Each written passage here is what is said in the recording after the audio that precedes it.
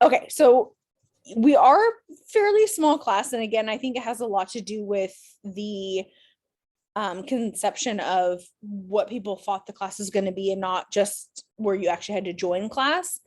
But I think we kind of met in the middle, I hope, and made it to where you guys can get credit for this class, learn something from this class, and hopefully, I was thinking about it today, and I often say there's a method to the madness. I always say that, usually in like my first class. There's a method to the madness. And while I was sitting here today thinking about, okay, what do I want to teach? We have the book, which is very and I'm fine to say this on recording, it's very dry in my personal opinion. It has good information. I don't disagree with that. However, I don't necessarily want to just teach from the book and test from the book. Of course, your first test, and I know you guys all saw it, and I hope no one had any sort of anxiety, and that's why I was like, please don't stress. I literally, please, if you have questions, did everyone notice? This is, by the way, our updates, announcement, and questions I always do at the beginning of the class, so that we're all on the same page. Is under assignments, I did post, because I'm still working on the calendar because I'm changing everything based upon your responses to your assignment. Did everybody understand what I meant by, for example, I think it's this week actually, where it says key points for the quiz, and it literally says the key points for the quiz. Did everyone get that? And it said, the 6, and I actually gave you 24 hours. I normally will not, even though you still have 30 minutes. I gave you 24 hours because we kind of started a little bit later because I just not personally like the calendar, as you all saw, and the type of assignments. It just didn't match with what I felt comfortable teaching, and I didn't feel like I could utilize the information to teach you what I thought you deserved. So I gave you more time because that was kind of like bam, quiz in like 3 days. So I wanted to be fair. So hopefully everyone feels that was I hope so. And if not, please contact me. But I think it's enough time. Again, it's only 10 questions. And did everybody see or have any questions about, I did not post the calendar. I did post the syllabus, and then I posted an announcement of the new things I put on the syllabus of what the new things that will be graded, such as we will have this many assignments, this many quizzes, this many tests. This will be now basically what you're graded on for the class. It's completely different. Did anyone have any questions about that?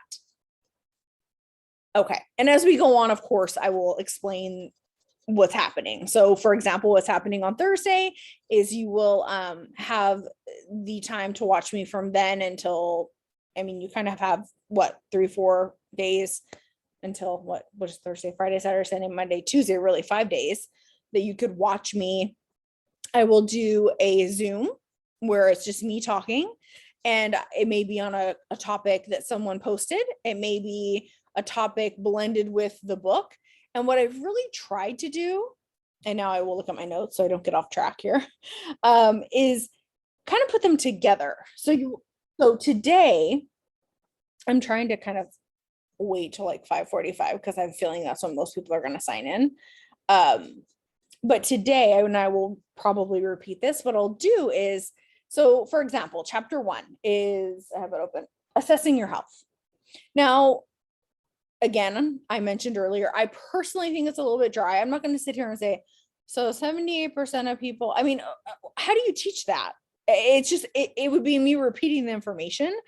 That to me is not teaching. You can read that on your own. If you have questions, you can of course ask, but my plan for the class is to assign the reading because I have to. That is actually part of the curriculum where I can't budge on that. And is it important? Yes. And then I give you the key points of what's going to be on quizzes and tests of what I think is going to utilize you best in your future, whether you are going to be in healthcare or not, your lifestyle, your mental health, your, many of you mentioned, like, how can I take better care of myself? And all of this is going to build. So that's what I really, really want you to remember is, and I'm going to say it one more time, and I'll probably say it again. There is a method to the madness. And I'm going to say, so this is week 2. Around week 4, I think you're all going to go, okay, I get it now. I see what she's doing, because I personally, at least from what I've been told from my students, I do have a very different way of utilizing information and teaching. And I mean, I've been doing it 6 years, nurse for 13, this close to my doctorate. It feels like this, but it's like this close. And I've been given a lot of positive reinforcement of the way that I'm doing it. It may not make sense at the time, and you're like, why are you teaching us about this? Or why are you asking us about this? Or why are we watching this? But then you're going to go, oh, that makes sense, because today we're learning about addiction. And now, because today we talked about these 3 things, that went with what addiction is. So pretty much what I'm trying to say is, from today until probably about week 4, we're going to go over a lot of terms. So we're going to use Quizlet. I'm not sure if you're familiar with that. If you're not, it's just something to mix it up, so you're not just looking at me. It's boring, right? I mean, let's look at something else, and hopefully maybe you guys can get involved too. And if you don't know the answer, you don't know it, that's totally fine. And I'm happy to explain it and get a little bit more information. It seems like you're all really hungry, which I love. Thank you so much. When I was reading your assignments, I was just like, oh my God, they actually care. Because it was very inspiring, all of you. And then I actually love, this is the worst time, by the way, to teach class online, because everyone's coming home from work, so your dogs bark. So I let 2 of them out. So hopefully they're okay. They're fine. They're mad, but they're still fine. So today our plan will be, we're going to go over 10 terminology, just general, and they do coincide with what we're talking about. So we are our first chapter, which was basically what health is, right? And I think we all know what health is. And as I said, the quiz, I think, will be not a problem. You have 24 hours. I give you a nice key. I think that's going to be just fine. That's how we're going to start it out. I want to start on a positive, high note, everyone feeling good about it and having a positive attitude. That's my hope. That doesn't mean this is going to be easy because I want you to do well because it's easier, do well because I want you to like me. No, I want you to start off on a positive note. And we kind of started off a little bit different because I did not like what I saw, and we're kind of recreating our own thing. Okay, that's number 1. Another thing we're going to do today, I think we're going to have time. So I normally don't show videos in class more than 15 minutes. I have a 18-minute video, but if you cut it down to 15, it really is 15, because she then repeats. She says, oh, let's go over the information. And I would actually like to watch that with you, and I will tell you why when we watch it. And A, I will know that you'll watch it. B, I'm going to tell you why. And I think I counted 4 of you mentioned it on your things that you were interested in learning about. And it has to do with therapeutic communication and speaking to patients. However, even if you don't want to go into the medical field, I think it's very important to, okay, even chapter 1, I have the book over here. That's why I keep looking. And assessing your health. Okay.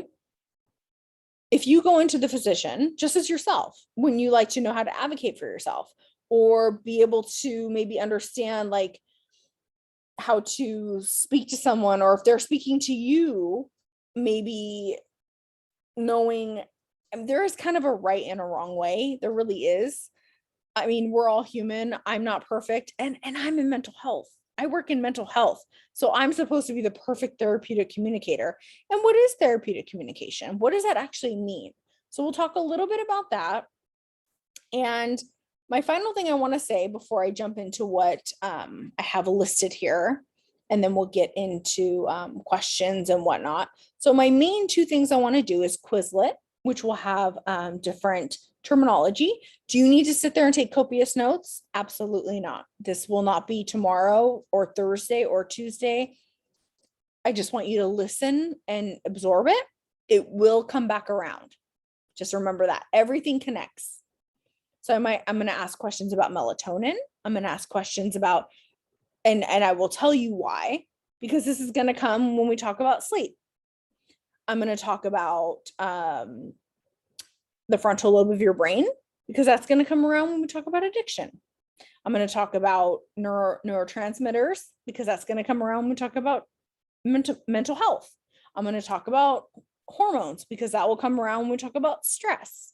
So it's just kind of preparing you to better be prepared to be able to learn the information. So that's kind of where I am right now. Okay, so before we kind of get into the actual lecture, again, Tuesday, we will be here from 5:30 to 7. And then on Thursday, that will always be either quiz days or test days. On quiz days, I will post a lecture. On test days, I will not. My office hours, text me. If you need to talk, please don't hesitate. I'm going to type it in again, 408-477-0995. I have about, actually this time only, I think like 197 students. Last time I had almost 300. So I have a lot more open space. So please don't hesitate. If you need to talk to me, or if you want office hours or want to have a meeting, just text me. We can make time. That's totally fine. No problem with that. My actual office hours are Mondays for 3 hours from 10:15 to 1:15. But for you guys, I want to keep it open, because this is online only, and I feel like you are given a little less opportunity. So just please text me. I do not mind, I promise, at all, please. Okay, so that's that. Does anyone have any questions in general about the class, what you've seen so far? Assignments, quizzes? Yes. Yes, I have question, Miss Amanda. Yes. Do we have key points, or you will post it, key points for the quiz? What are K points? Yeah. I don't. So I didn't find on the assignments. Oh, do you mean how many points is it worth? No, some key points. Do we need to finish all the chapter, or we need to study specific titles or subtitle? Please let me know if I'm not answering your question correctly, but under, I think it should be this week, it says, oh, the key points. Is that what you're saying? So yeah. I'm sorry, I thought you said K points. So the key points, thank you. Thank you guys. We're a team. So the key points on there, that is literally what your quiz is. If you know those, and remember, you have 24 hours. You can literally, I know you only have 30 minutes to take it, but you have 24 hours to prepare for it. So if you look at your key points, if you know your key points, which are listed in the book in chapter 1, you should have no problem. So there are 2 videos that I posted for you. The long video, that is not on your quiz. I did post that, and I said it's not on your quiz. The short video, you will have 2 questions from it that are on your quiz, that are asked verbatim from the video, and it's a 4-minute video. So please look at your key terms. It is very specific, and there shouldn't, I would imagine, I did my very best to make this one kind of like a, like I said, let's start this semester right. Let's, feel confident, because I truly feel that the more confident and good that you feel about starting a semester, the better that you do. That's my personal experience, at least with teaching with students. Did they answer your question? Yeah, thank you. Did you guys all see that? The key terms, or the key, I don't know what I called it something. in the book, yes? It's whatever I wrote. So I wrote in the box, so key something, press it, and it'll say, look at the 6 determinations of health, look at this, look at that. What is mindfulness? Give me an example of mindfulness. And then at the bottom, I said the video that we watched, it was 4 minutes. And then I asked 2 questions. So if you go over that, there should be no reason you should not get a 10 out of 10 on your quiz. So it's on the assignment with 2 two videos. Is it? It's under assignments. Well, you know what? Let's just look at it together. Let me just pull it up for you. That way there's no questions. Thank you. Of course. We have time. I made time. Let's take a look here. So you guys are Mission College, correct? Yes. Okay. I'm putting you away, but you'll be back. Nope, I made you bigger. Now you're going to be small. Bye. I'll be right back. Nope, it doesn't let me do it. Okay, that's okay. We got this. I will show you. So,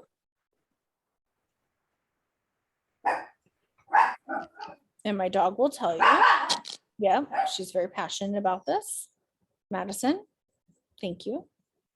All right, so let me share my screen with you and I will show you right here. So let me move it down just a tad. Can you guys all see this? Okay, great, thank you. I see Michael's face, so he's shaking his head, so I trust him. Okay, so if you guys all look, so today's date is what? 9/7? So if you look right here, we have our Zoom link that we went in today. Then we have what you should be reading.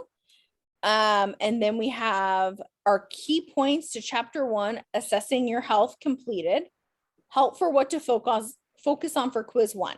So in our book for chapter 1, this is what we need to focus on for our quiz. The 6 dimensions of health, what is mindfulness, all of these things. So it really, I mean, there's 10 questions. 1, 2, 3, 4, 5, 6, 7, 8, 9, 10. There might be a method to the madness there. So it literally in your book, some of these will be short answer, they'll be true or false, they'll be multiple choice. And as I said before, as long as you, I mean, it literally will say the 6 dimensions. I won't always be this specific, but I felt because I gave you kind of a smaller amount of time that I should be respectful of that. So that's why I did it this way. Usually I'm a little bit more broad, but for this, I felt again that it was just, I like to be, I hate the word fair, but fair. So does this make sense? So this is what you should be studying for your quiz on Thursday, or that will open on Thursday and close on Friday. Yes, I found it. Thank you. You're Thank you very welcome. much. Of course. Okay. And now while we're here, we're looking at it. Does anyone have any other questions about anything that's been posted so far? So this is how I'll keep it going. I have to technically turn in a calendar. I'm rolling my eyes. I know. Sorry. Oh, and I'm on camera. Okay. So I keep forgetting I'm recording. I have to turn in a calendar. I personally do not like doing a full calendar at the beginning because I like to take it by the class, because I don't know you guys yet. By week 4, we kind of get comfortable with each other. I kind of seem to get to know what you're interested in, what we want to learn. I mean, of course, we have to stay within a realm. I'm not going to start teaching you about like OB and like pregnancy and pediatrics, maybe a little bit here and there, but you know what I mean. I have to stay within some sort of a scope, if you will. But I don't like making the calendar. I already turned in the calendar, to be honest with you. So I'm just gonna like leave that calendar. So I turned it in. So I don't even know if I'll post another calendar, to be honest. Everything will just show up on here, and I'm usually weeks ahead. So if you want to go ahead, you can go ahead, because I like to kind of see where you are. And when we're talking in class, if you're asking a lot of questions about, let's say, mental health, and then someone's asking a lot of questions about sleep and this and that, I want to focus on that, because you guys, we're here Tuesday and Thursday. So Tuesday we can focus on, one thing, and Thursday I can focus on another. And then you have the book. So we have so much time to utilize the information that we can learn. So there's really a lot of time to, I don't think I've ever taught a class other than clinical, going to the like hospitals, that has been twice a week. So this is new for me too. So you'll see as I'm going, you're already, you have stuff to do. So does this make sense how I'm doing it? I know it might look different from other instructors. I'm just me, and I do things different always. Any questions before we move on? Okay. And again, if you have questions, don't hesitate to text me. I'm happy to help you. I don't get mad. If I'm busy, I'll say I'm with a patient. I will be with you. I will always respond. Okay. So office hours we talked about, familiar where to find things. We talked about Tuesday on Zoom. Thursday, I'm going to post a video unless we have a test. If we have a test, you have the whole class time to take the test. And that will be during our class time, 5:30 to 7 o'clock. If we have a quiz, it's 5:45 to 7:15, and I'll post probably like a 45-minute video on something that is relevant to what you guys said that you wanted to learn about or the book. Perfect. Your suggestion, I wrote again, your suggestions were amazing. I know I seem overly enthusiastic, but really, I was really impressed. And really hope that if you're not in the healthcare field, I think most of you should be. It was really, really great. And we had a lot of overlap, which I thought was really great. So we had two things. We had a lot of overlap, which was great because it seems like a lot of you want to learn about the same things, but then we had some outliers of some like way out of the box where I was like, yes, we can do this. And but it fits within the realm of what we're doing. So again, I really appreciate the actual thought put behind it, not just, I want to learn about whatever. It really seemed like people were thinking about it. So thank you. I appreciate that.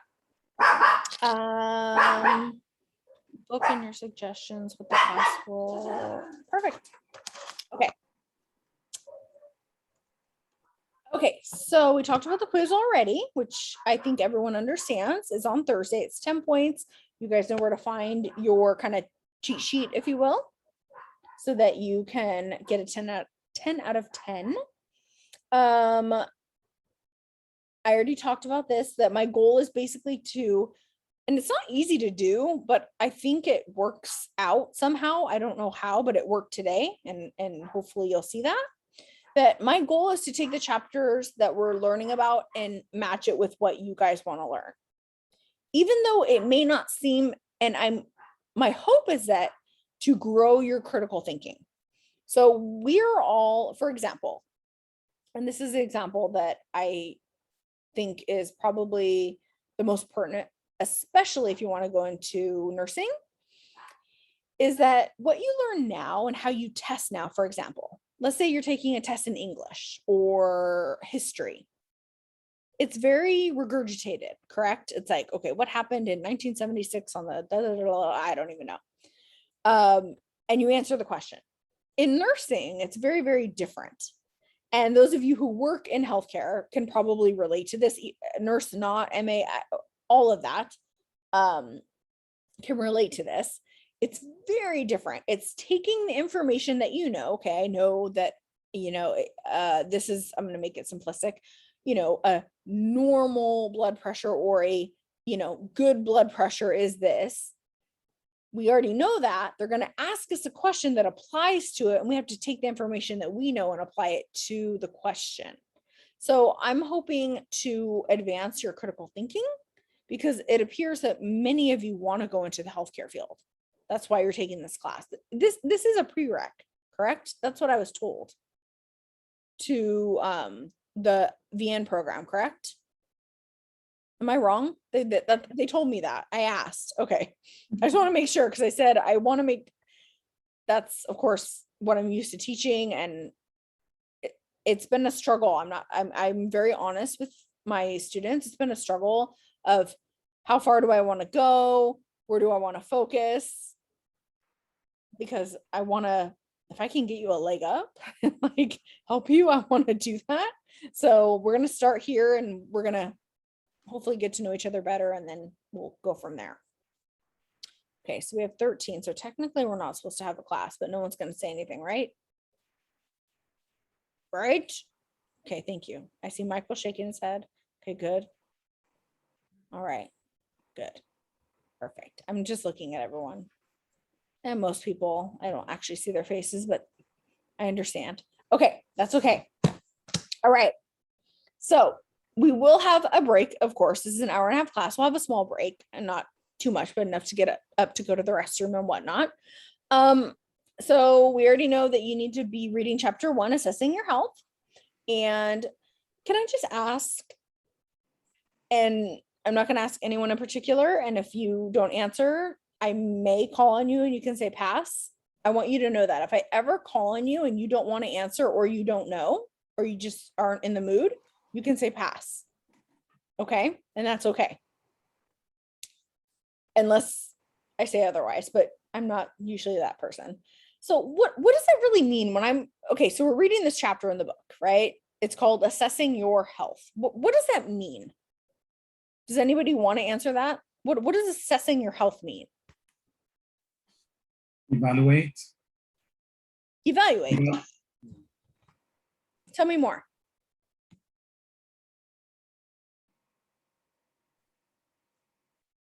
Know yourself. Just you need to know about yourself deeply. I like that. I like that you said the word deeply, because I personally, and please tell me if you guys agree, and thank you for answering the question. And I think most of us know this already. I do think we hold a lot of it more in the back of our head than the front of our head, because when I mention the word to somebody, oh, your health, I think a lot of people think of cholesterol, blood pressure, which is of course important, but we don't think about other things. What about like our mental health, which a lot of you were very interested in, which makes me, of course, like ecstatic, because that's my thing. I'm a nurse, so everything health related is my thing, but mental health is my focus.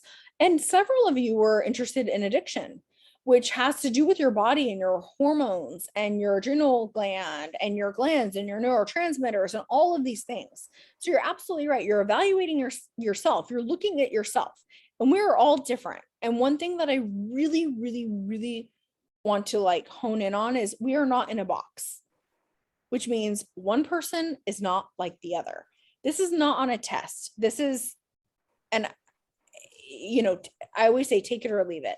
And I tell my patients this when I do a group for mental health on addiction every Monday. It's probably one of my favorite things that I do. I love it because I love to teach, and I love teaching about addiction. I love teaching about anything, but addiction is my life. And I always say, I'm going to throw up the information. You take what you want and leave what you don't. So I may say some opinions that you don't agree with. Is that okay? Of course. You may say something that I don't agree with. That's totally fine. That's the whole point of having a class discussion, right? Because we can have that and we can learn from each other. Because I'm going to call on someone else because I don't know why Michael always seems to be on my screen, but he is. Let's say Van had something to say, and and half of everyone was like, "Oh my God, I never thought of that." The tiniest thing can really create the biggest thing. It can plant that seed. And again, method to the madness. I promise you by week 4, all of this is going to start coming together, and it's going to be like, okay, wow. Okay. Yeah, wow. This could potentially be a life-changing thing in myself. And so, Daniel, correct? You're the one that answered the question. You're absolutely right. So it's evaluating yourself, assessing your own health, right? And your mental health and this and that. But can I also ask the question and this is to everybody, how do we know how to do that? Are we qualified to do that? Do you feel you're qualified to do that? Yes. Yeah, I would assume. Yes.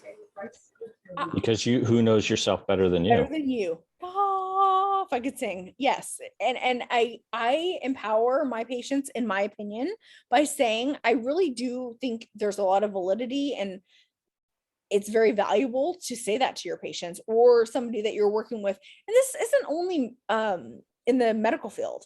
It's just being with other people or your spouse or whomever, and giving them that validity of, and I love that. Who knows you better than you? Absolutely. And I always say that. And to kind of put a tier on top of that is, it's more than, again, just one thing. It's not just, oh, your physical health. Okay, yes, it has to do with your heart rate. It has to do with, of course, that's important. However, your mental health, your social health. This is all in the videos and in the book. What is social health? What is this? What is that? Evaluating all of that. But could there be something else outside of that? So I may know myself and know that, okay, I get stressed out when I will give an example. So I know myself very well, and I know it makes me anxious. I know that I have ADHD. I think I told you guys that last week. I have a lot of energy. It can be exhausting. But at the same time, it can be the opposite.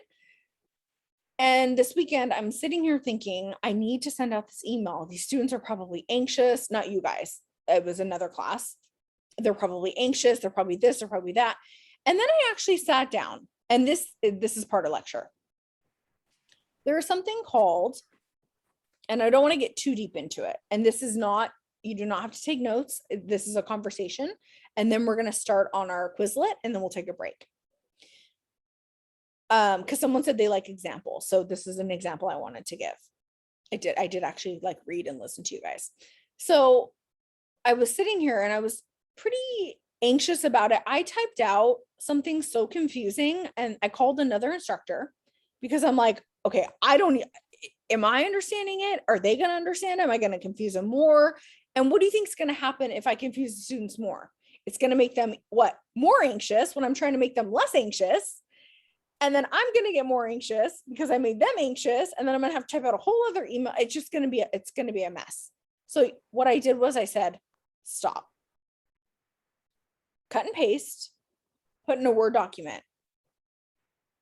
Now, some of you asked how, and this is actually on the Quizlet, I'm giving it away early, but some of you asked, and again, we will come back to this. This is not this lecture, but I'm giving you tidbits. This is called the Mishmash class, which is our first class. And I do that in my addiction class as well. It's called Mishmash.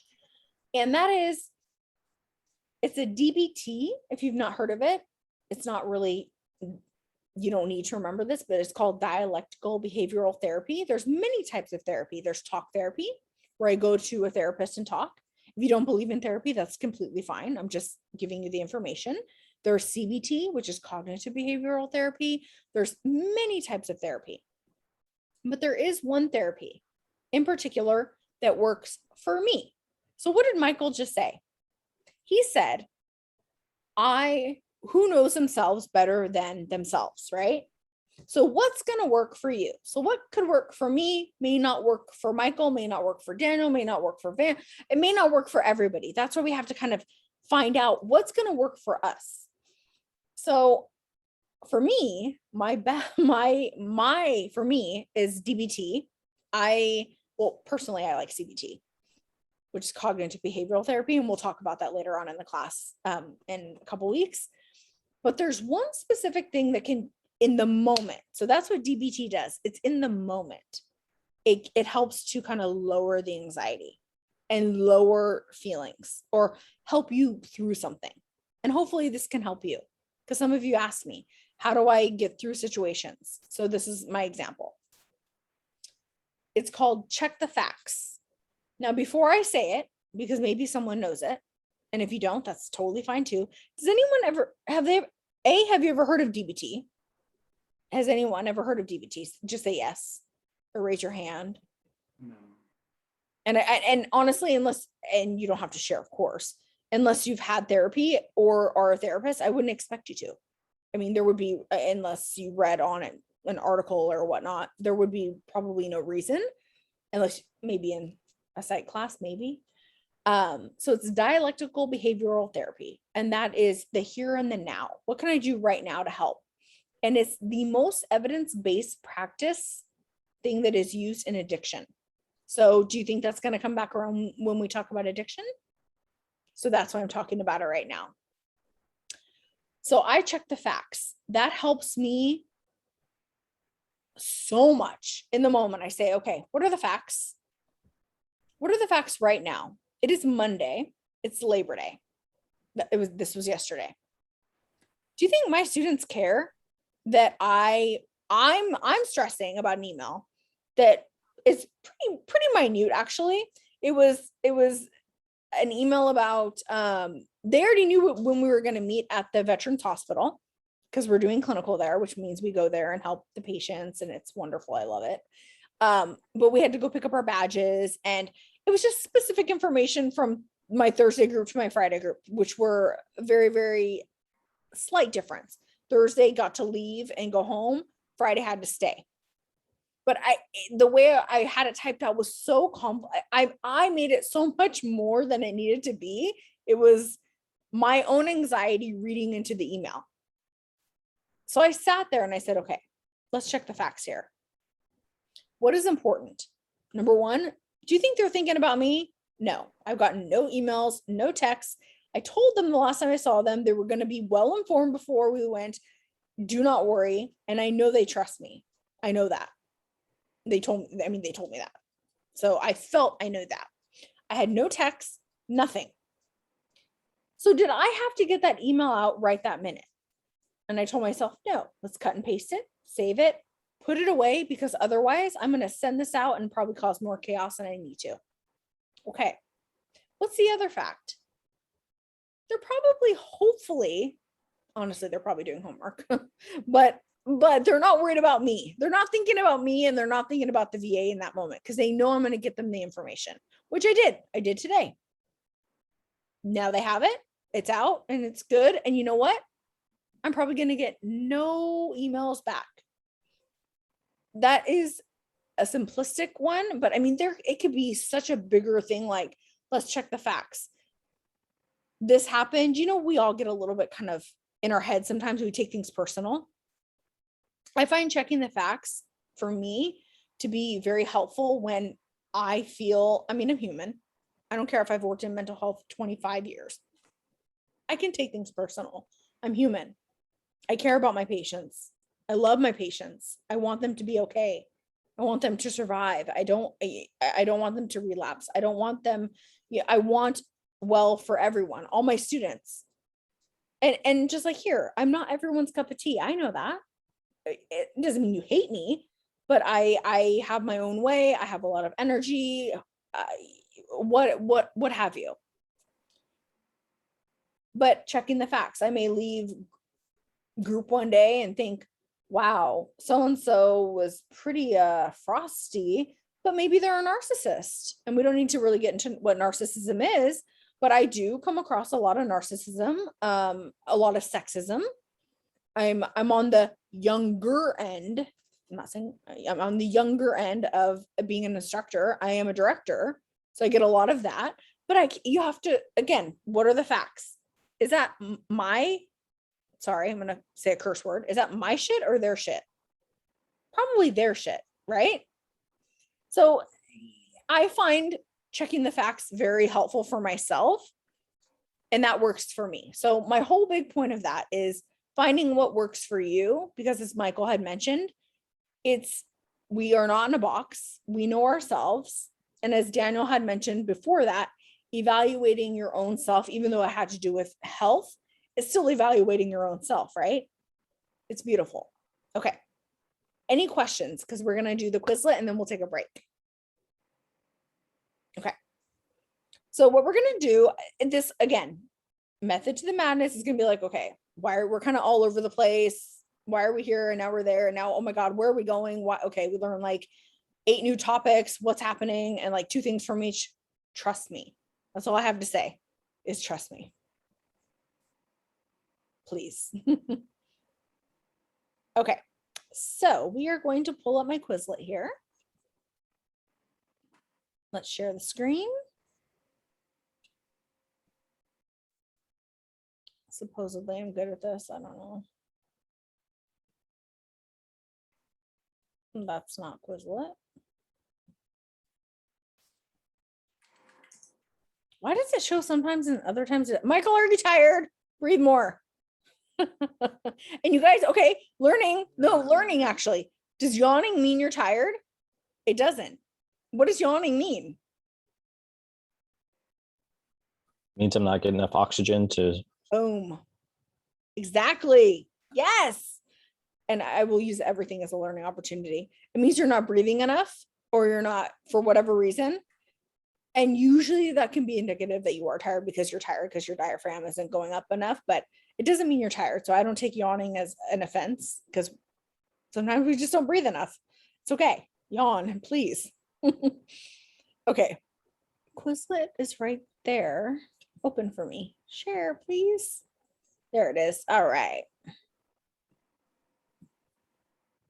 All right. Can you guys see that where it says frontal lobe of the brain? Yeah. Yep. Mhm. Okay, perfect. So we have 10 phrases and or words or questions. Again, in this moment, I don't want you to take copious notes.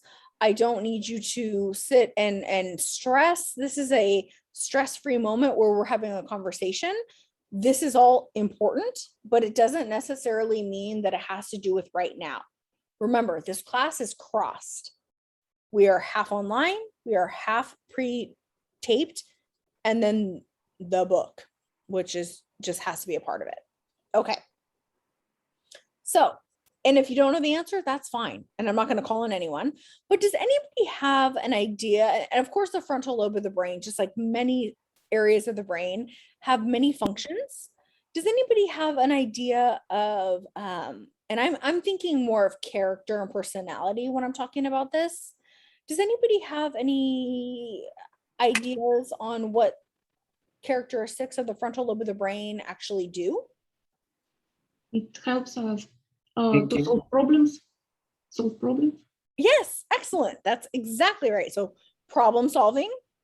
So that's what I'm looking for. So it does, I mean, several things, but problem solving. And this is going to come back when we talk about addiction. So this is why we're kind of pre-gaming. Oh God, well, whatever. Yeah, we're pre-gaming. And none of you are smiling, so you don't know what that means. Come on, Michael, I know what you know what that means. You're the only one smiling. Okay, so frontal lobe. So absolutely. So problem solving. Thinking. Exactly. Thinking. And I'm going to put a word in front of that, Daniel. Critical thinking. Thinking. Same thing. Critical thinking, problem solving. And I'm going to add one more thing in there, and that's impulsivity. Let's see if we got it right. Oh, I only said, whoa, what's happening? I'm sorry. I forgot you have to press on it and then it like does that thing. It's been a while. Okay. So some important things that I want you to realize about the frontal lobe. And again, this is going to come back. And I am a fond believer in repetition. I've done a lot of research on it, and it's something that I do often is repetition. So I build on to my Quizlets. So eventually it goes like this, because you'll know these 10, and then we just keep going with them. And that way you remember, and it's just a beautiful thing. Just at the end, you're like, wow, I have so much knowledge that I didn't have before. It's amazing. And then we build on to that knowledge. So this has to do with addiction. And as we go, I'm going to tell you why I'm doing what I'm doing. So critical thinking, impulsivity, and making good judgments or good decisions. That is one thing that your frontal lobe does. It does many other things, but those are 3 things that I want you to remember. If you remember 1 out of the 3, we're good. Any questions about that? Excellent. Okay, the second one is, so glands secrete certain things, and I want to also have 2 examples of certain glands in our body. So do glands secrete hormones or neurotransmitters? Hormones. Exactly, Daniel. They secrete, I can't even speak. Sorry. I've been teaching all day. At this point, I'm like, it's like mush. Secrete hormones. So you have several glands in your body. They're very important. They're working, I mean, overtime, all the time to create homeostasis, what is homeostasis? It's Balance. Balance is my favorite. Exactly. It's probably one of my favorite words ever. I don't know why. I just love homeostasis. It keeps you comfortable and it keeps you alive. So now we know we have glands in our body. They secrete hormones. And can someone other than Michael, Daniel, and I'm so sorry I cannot say your name with a beautiful accent. Tatiana. Tatiana? Tatiana. Oh, do you go by nickname? I don't want to get it wrong. Names are important to me. Oh, sorry. Tatiana. My name is Tatiana. Tatiana, right? Yes. Okay, it's beautiful. Okay, so anybody else other than those that have already answered can maybe give 2 examples of glands in our body? Mammary glands. What kind? Mammary glands. Yes. Mammary. Yes. Yeah. So those actually, those are glands. Yes. And they have to do, I'm just going to say yes, because they are glands. They come from, it's like a feedback loop, and I don't want to make it too complicated, but they do have to do with a specific type of gland, which has to do with your ovaries, and they go together. So I'm going to say yes to that. Very good. And I believe that was my girl that I texted prior. And why are your names not showing up? I'm sorry, your names are not coming up, but It's you're yellow. Brittany, thank you. Thank you. All right. Anybody else? Another gland? Think of like in your throat. It's very important. Thyroid. Yay! That's exactly the thyroid gland, which is very, very well known as far as many people, because unfortunately they have either too little thyroid gland or too much. Now, why? And good job, everyone. Thank you. And thank you for participating. So why am I asking about this? And I'm going to tell you why. Because it's going to eventually tie in to why your body, and it comes, I'm going to give the example later, but I think that talking about gland secretion is extremely important, because when it comes to your adrenal glands, many of you are very interested in stress. And I don't want to just teach you that, oh, your adrenal glands, they pump out stress hormones. Okay. Let's name 2 that they pump out, which I will when we get there. And I am looking at the chat. Brain, thank you. As well as why, not just, okay, your adrenal glands do this, but what does that do to your mental health? And what does that do to your stress level? And what does that do to your body? So that's why I'm mentioning glands right here, and that glands are very, very, very important, and they help your body stay at a homeostasis area, basically. So excellent. So we're not here to learn, again, we're not leaving here physicians or nurses at this point. We are here to learn about specific things to help us make connections as we go on. Very good. Thank you, guys. All right. The next one is, in the most simplistic way, going back to biology, very, very, very, very simple. So if I were talking to Brittany right now, my mouth is a neuron, and neurotransmitters are going to Brittany to tell her something. So hopefully that made some sort of sense. What, in the most simplistic way, does a neurotransmitter, what does it do? They communicate. Boom. Send signals. Yes, perfect. They communicate. It's exactly, they communicate with your brain. So how does your brain communicate? With neurotransmitters. Your neurotransmitters communicate in order to basically, I look at them similar to hormones. So neurotransmitters, they give, let's flip it over, how the brain communicates, exactly what I said. Very good. So your brain communicates with neurotransmitters, and of course, that can go throughout your body as well. And you have hormones also that help your body and brain communicate. So you have these 2 different things that are going on. And the reason that I brought this up, because this has to do with mental health. When we talk about mental health and sleep, we're going to talk a lot about neurotransmitters. So again, this is why I'm bringing it up, so that the words, if maybe you forgot or didn't know, when we talk about it, it's going to hopefully click a little bit quicker, and you'll have more understanding. That's why we're doing this. That's the reason behind it. Very good, guys. Can I get 2 examples of neurotransmitters?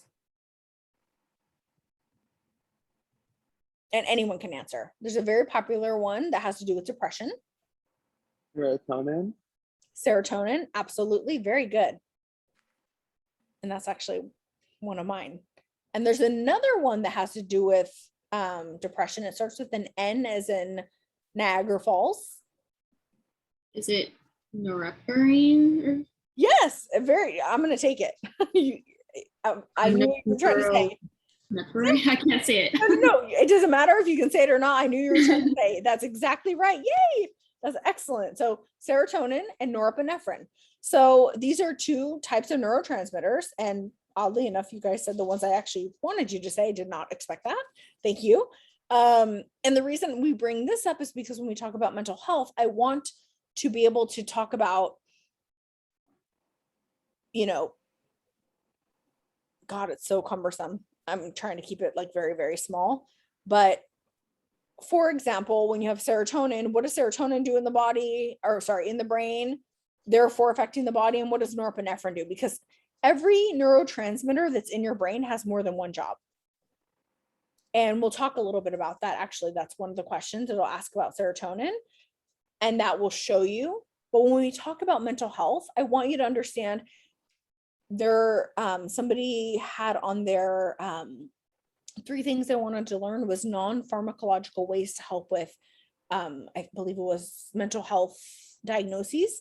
So we'll talk about that, but we'll also talk about pharmacological ways, such as taking certain medications that can help with serotonin and norepinephrine. I'm not going to say more than that because there's an actual question that fits together with that, but that's excellent. So serotonin and norepinephrine would be, I would say, the 2 most common neurotransmitters that have to do with depression. Very good. And I also want to say, just on the side, there's a difference between clinical depression and circumstantial depression. I just want to make sure to say this. Circumstantial depression, meaning you wake up, unfortunately, and I hope I don't trigger anybody. I don't know what's going on in anyone's life, but I mean, like for me, if like one of my dogs passed away, oh my God, like that would be absolutely devastating. I could go into clinical depression, but that would usually, not always, again, we don't fit in a box. Usually that would be more circumstantial. That doesn't mean medication may not be used, but there is a difference. Please let me know if that doesn't make sense. If I wake up and I'm very, very, very stressed because I know I have all this stuff going on and I'm overwhelmed and I just can't deal. That could be circumstantial. Or if I get fired from a job, actually, that's probably the best example. Pretend I didn't say anything else. Getting fired from a job, that's probably the best example. I'm circumstantially depressed because I got fired from a job because they thought that I was not performing well enough. Could that turn into clinical depression? Yeah, it could, but it may not. Does that make sense? The difference between the two? Clinical depression, usually a psychiatrist or a nurse practitioner or a physician's assistant would maybe say medication might be helpful. I spelled norepinephrine wrong. I'm a horrible speller, by the way. Just we all have our downfalls. But I just want to be able to have that differentiation. So I would not actually be able to diagnose you. There's an actual book. It's not terribly important, but I'm going to say it anyway. It's called the DSM, D as in dog, S as in Sam, M as in Mary, DSM-5, that actually lists what you must have in order to be diagnosed with something. So like, when you have a rash, I don't have to say, you must have this, this, and this to be diagnosed with a rash. Or if you have a infection in your urethra, a UTI, I don't have to say, well, I mean, I'm going to test you for it, but and then no, but I don't have to have a book to tell me you must have these things. In order to have a mental health diagnosis, you must have a certain amount of things. So that's kind of the difference between having clinical, you're in the book and you meet the criteria, versus circumstantial. Any questions about that? Okay. All right. So 2 neurotransmitters closely related to mental health. I just said them.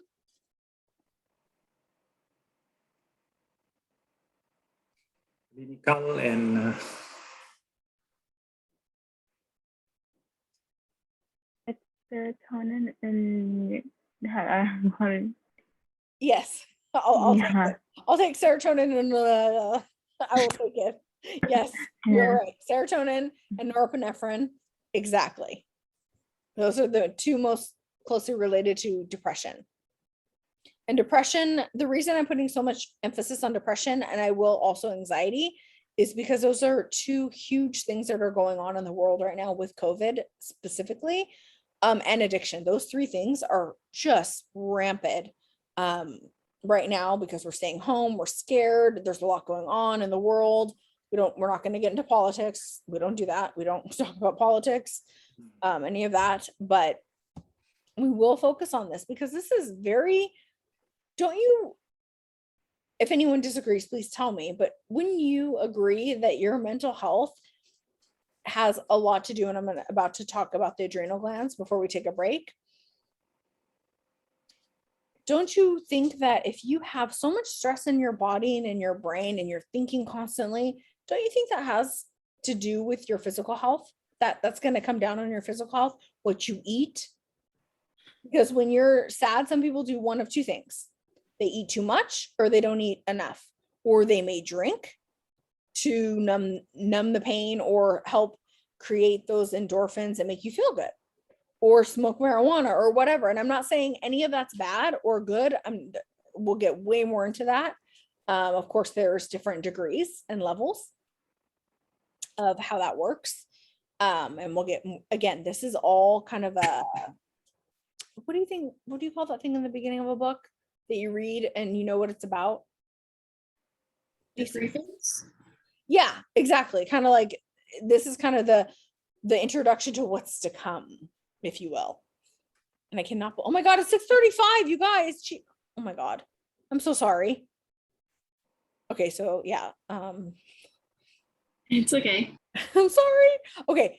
Would you guys mind if we just plow through the last 5 and then I will post a video online and you have to promise you'll watch it. It's so good. Please. I'm not going to make it an assignment, but please, please, please, please watch it. Okay, that sounds good. I trust you Okay. guys. Yeah. Integrity. And you'll get out of class 10 minutes early because we didn't take a break. I'm so sorry. You were engaging and I got excited and okay, thank you so much. Okay, so this is very interesting. So remember how I mentioned earlier how we have our neurotransmitters and they do more than one thing. So does anybody happen to know, and I'm gonna probably fall off the couch if someone does, where is 90% of your serotonin and why? In your system, in your body, in your gut, or like Damn it, Michael, I'm not gonna fall off the couch, okay? I'm comfortable, but you're right. How did you know that?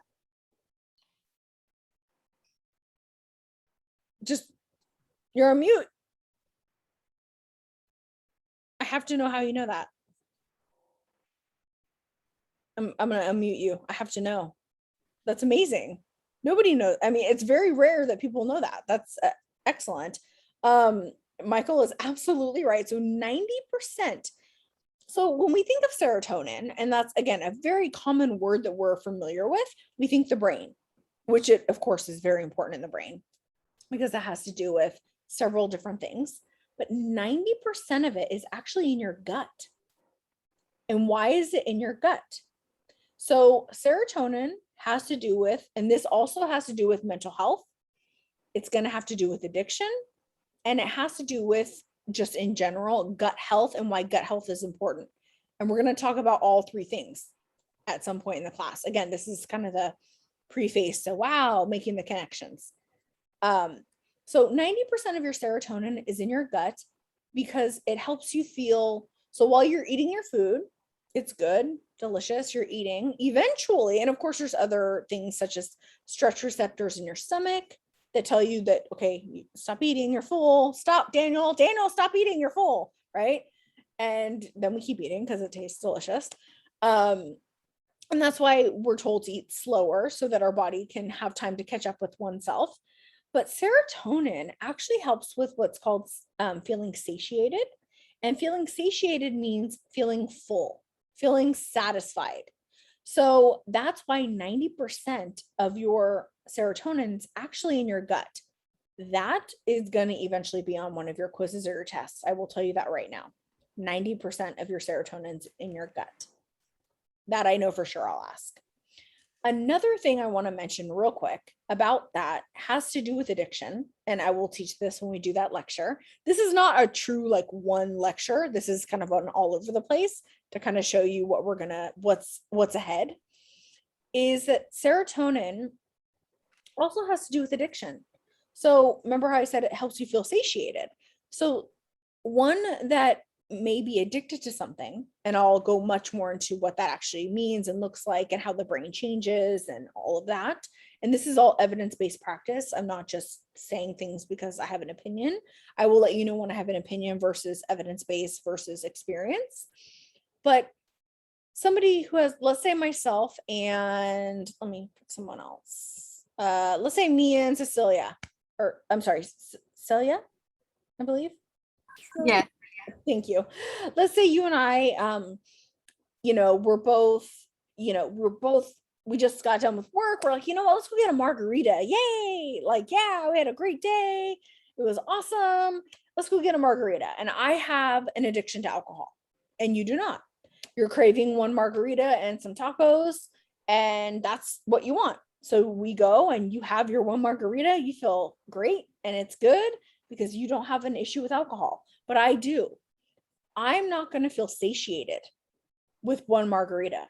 Enough is gonna never be enough for me. And I will later explain why. So again, I'm making the connection between serotonin, how it does more than one thing. It has to do with feeling, having to do with depression. It has to do with feeling well-being. So if we're not, and I will talk more about like what that actually means and what medication does and how our body produces it and how medication works. And then now we talked about the 90% in the gut, and then we talked a little bit about addiction. Again, I'm giving you kind of like the previews of a movie, if you will, if you want to keep watching. Hopefully you keep watching. But that's kind of was my whole thought process behind doing this. Okay, almost done. So, and good job. Wow.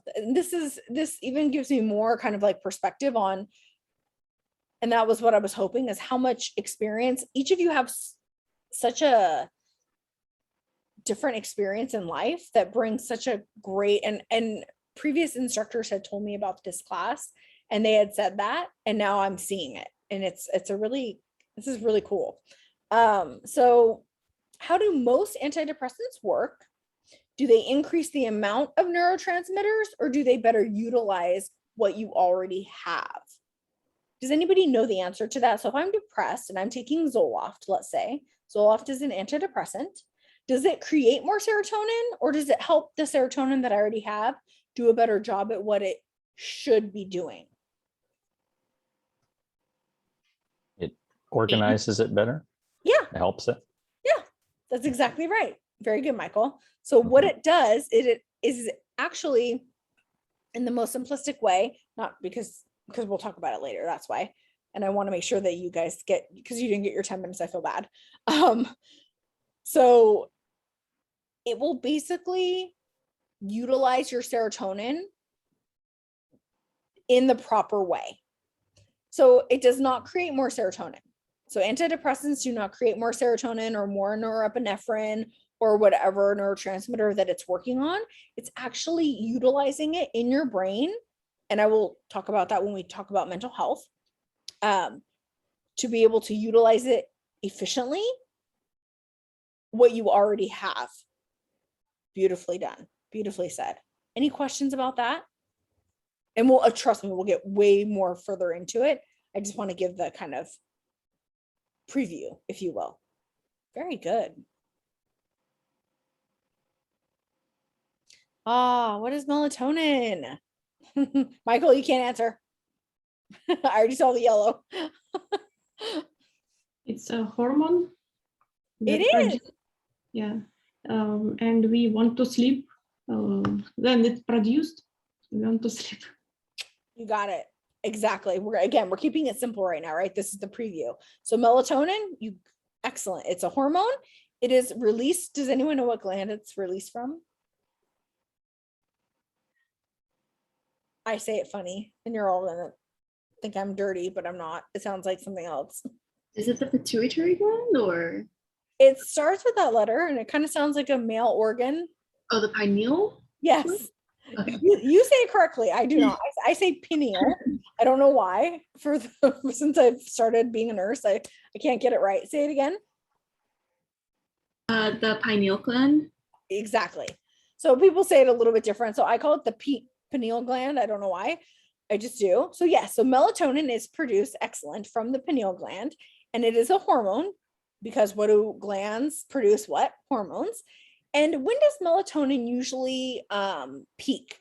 When does it start to come out of the pineal gland? What part of the day? Evening, night.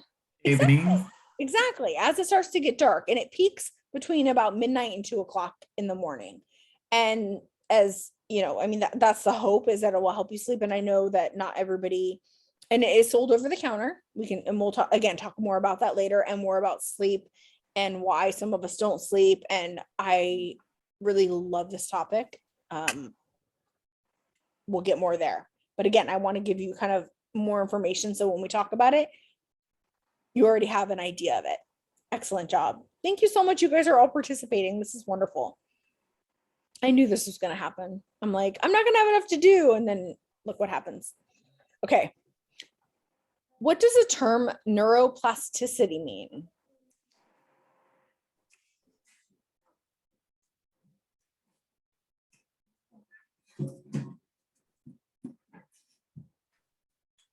So this word, in the very most literally, it means that your brain can change. So if you had a stroke, we used to believe that you could not create new neurons, you could not create new pathways in your brain. And now we know that we can actually, your brain is amazing. Again, we'll talk more about that. But it can literally make new pathways in your brain. So let's say you had a blood clot in your brain and there was a stroke that happened, and a part of your brain died because it didn't get enough blood. And we know that blood carries oxygen. So if we didn't get enough blood to that area and it died, your brain will literally create another pathway to get to where it needs to go in order for your right arm or left foot or whatever it is that died in your brain, that part of your brain that controls it, to be able to do that. That's amazing. And this has a lot to do with addiction as well. I usually talk about neuroplasticity with addiction, and then you can apply it to everything. It's just amazing. To me, it is. I find it very fascinating. So neuroplasticity means basically think of your brain as, kind of sounds bad, but plastic. It can change and form and whatnot. Okay, we have 4 minutes. I'm going to get you there. Okay. So one skill for stress management, check the facts. We already talked about it. We did that, right? Check the facts. What are the facts?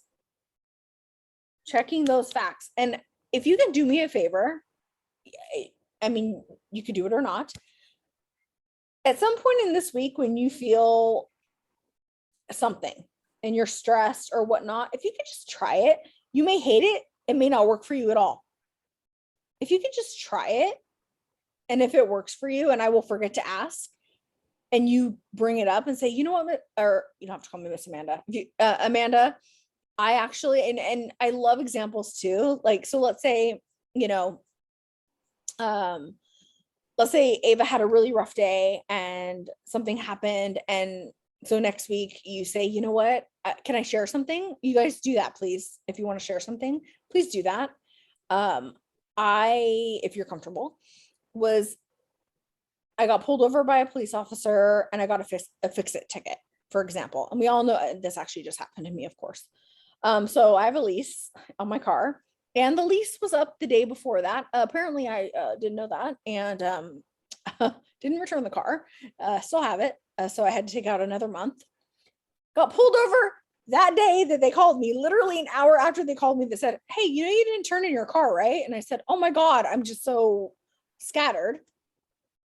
Got pulled over by a cop for speeding because my car all of a sudden is on kilometers, and I'm a nurse. I should know how to transfer kilometers to my whatever. So I guess I was speeding. He was behind me. I knew he was behind me. And I thought, okay, I did it in my head, but I did it the other way. So I was speeding. Got pulled over. But he was not, I get whatever. I was in scrubs. I'm not kidding. That does help.